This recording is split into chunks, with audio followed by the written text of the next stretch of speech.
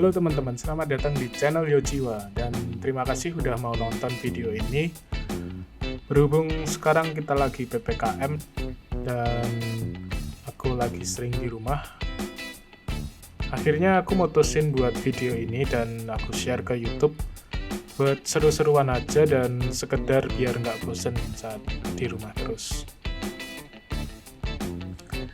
Jadi gini teman-teman, aku diminta seseorang buat merenovasi rumahnya yang ada di daerah Solo. Yang unik dari rumah ini itu adalah situasi dan kondisi lahan yang berada di area kampung kota yang kira-kira cukup padat penduduknya. Ya, karena letaknya di area padat, perkampungan padat gitu, jadi luasan bangunan dan lahannya itu sangat terbatas.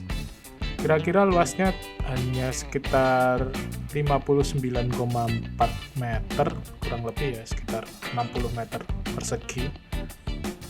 Dengan lebar lahan itu 3,3 meter dan panjangnya itu adalah 18 meter.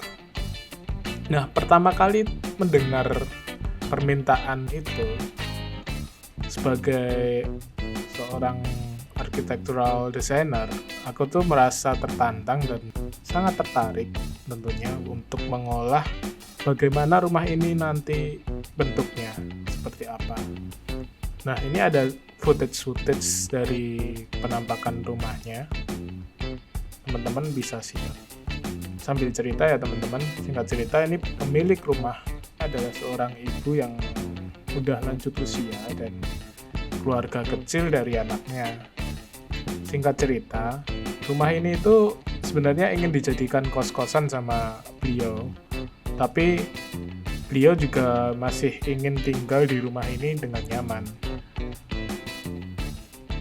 Nah, kalau teman-teman perhatikan cukup unik kan existing rumah ini. Dengan bentuk lahan yang memanjang dan sempit ini, ditambah lagi keinginan pemilik rumah untuk membuat rumahnya ini menjadi kos-kosan yang bisa disewakan. Kira-kira kemungkinan apa aja ya yang bisa aku olah di The Sims 4? Wait, what? Are you serious? Designing a building with a game? Well, why not? Soalnya aku nggak mau mungkirin juga kalau teman-teman tahu game The Sims 4. Game ini juga salah satu alasan yang membuat aku tuh pengen terjun jadi arsitek seperti sekarang. Aku ingat banget dulu waktu aku SMP, waktu itu zaman-zamannya aku masih main The Sims 2. Kalau pas libur atau pas Sabtu Minggu gitu, aku tuh bisa main game ini all day long. 24 jam, PC itu nyala terus. Saking sukanya sama game ini, udah kayak cowok nggak mau ditinggal pacarnya. Nempel terus pokoknya. Menurutku, game The Sims ini membebaskan playernya untuk berkreativitas tanpa batas. Dan game ini cukup menarik untuk bikin konsep atau gambaran umum desain bangunan. Dan mungkin buat teman-teman yang awam sama software-software arsitek juga bisa bikin atau sekedar memvisualisasikan konsep bentuk yang kalian inginkan di game ini. Mungkin juga bisa diusulkan ke arsitek atau pihak kontraktor sebelum nantinya masuk ke proses produksi gambar 3D dan gambar teknik. Permasalahan yang ada di bangunan ini yang pertama adalah permasalahan sirkulasi. Baik itu sirkulasi udara maupun sirkulasi manusianya. Jelas karena luas yang sangat terbatas. Yang kedua adalah masalah pencahayaan alami. Yang masuk ke dalam rumah akan sangat minim. Soalnya kalau teman-teman notice tadi, bangunan ini tuh tidak memiliki akses jendela ya dari samping kanan dan samping kiri karena udah dipepet sama dinding tetangga. Dan juga faktor usia penghuni juga sangat penting untuk diperhatikan tentunya. Nah, solusi yang aku tawarkan sebenarnya cukup sederhana, teman-teman. Seperti yang teman-teman lihat ini adalah sketsa konsep yang aku bikin untuk rumah ini dengan menghadirkan ruang terbuka di tengah-tengah bangunan, atau biasa kita sebut dengan void. Void ini nanti cukup berguna pada akhirnya untuk menyelesaikan masalah-masalah yang ada di bangunan ini. Nah, area yang di lantai 1 ini aku bikin open space ya, supaya terasa lebih lega. Dan juga untuk kamar tidur utama kita letakkan di belakang, karena menurutku ini memiliki fungsi yang lebih privat. Jadi kalau kita urutin dari depan, hierarki fungsi ruang yang bersifat umum itu ada di halaman. Lalu disusul dengan semi-public itu ada di ruang tamu, semi-private itu dapur, dan private itu kamar tidur utama. Nah, di sini kita lantainya coba bikin split level, bisa nggak ya? Kenapa aku bikin split level? Itu alasannya sebenarnya supaya tangga yang ada di bangunan ini itu biar nggak terlalu curam. Biar mudah dinaikin, karena mengingat sirkulasi vertikal di rumah ini, di bangunan ini tuh nanti cuman pakai tangga aja. Tapi sepertinya di game ini nggak bisa sih kalau dibikin detail tangganya mau seberapa curam. Sepertinya udah standar defaultnya seperti itu. Oke, nanti aku detailin aja di software 3D yang bisa aku pakai.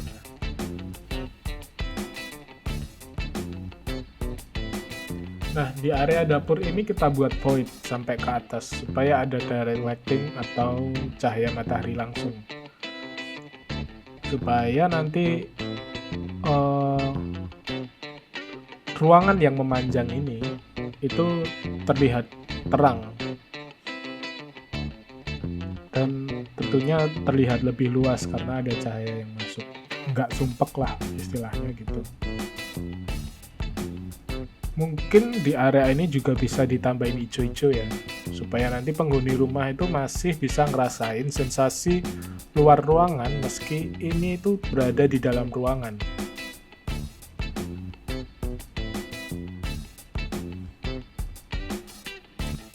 Nah, sekarang masuk ke lantai 2. Aku bikin kamar-kamar di sini, kita bagi jadi 2 zona ya. Untuk area kamar kos dan sama area private. Ini kamar tidur lagi untuk pemilik rumah.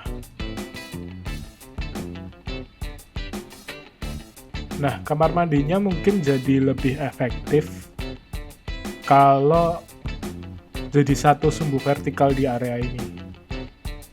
Kenapa aku bilang lebih efektif? Itu supaya ngirit nanti untuk instalasi pemipaannya. Jadi satu jalur semua ada di satu lokasi itu. Tentunya juga lebih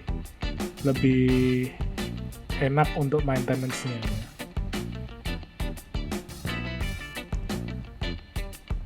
Naik ke lantai 3 ini tinggal dikopas aja sih sebenarnya. Fungsi ruang yang ada di lantai 2 di copy aja di lantai 3. Tapi dihilangin kamar bagian belakang, diganti sama rooftop atau ruang terbuka. Emang kecil sih, tapi lumayan juga.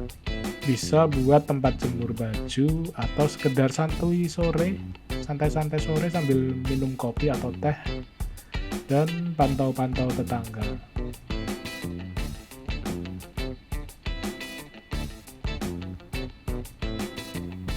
Oh iya, untuk menghemat ruang, sebenarnya aku pakai pintu geser untuk ruang kamar. Tapi di game ini bisa nggak ya ada pintu geser? Kira-kira cocok nggak?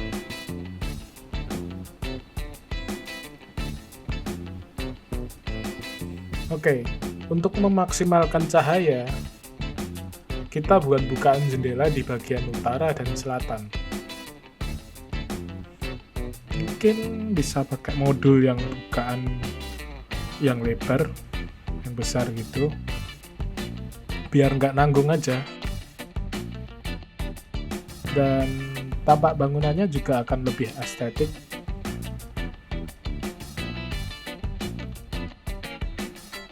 Ini lantai aku pakai material yang warnanya hangat ya. Mungkin warna natural wood atau warna kayu.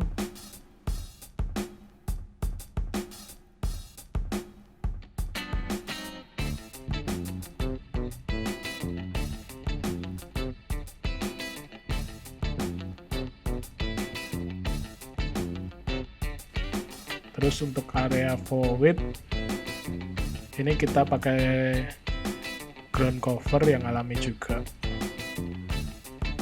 Kalau rumput bakalan susah sih hidup di sini karena nggak dapat panas matahari langsung dan repot juga perawatannya. Kalau pakai gravel sepertinya bakalan menarik.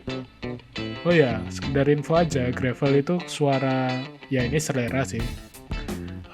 Suara ketika diinjak itu relaxing banget.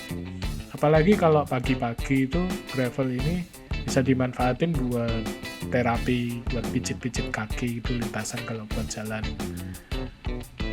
Mengingat pemilik rumah ini kan udah lansia kan, butuh peredaran darah yang lancar. Nah itu bisa pakai jalan di gravel ini. 72 hours later. Sekarang saatnya running test. Apakah rumah ini bisa berfungsi untuk Sims-nya?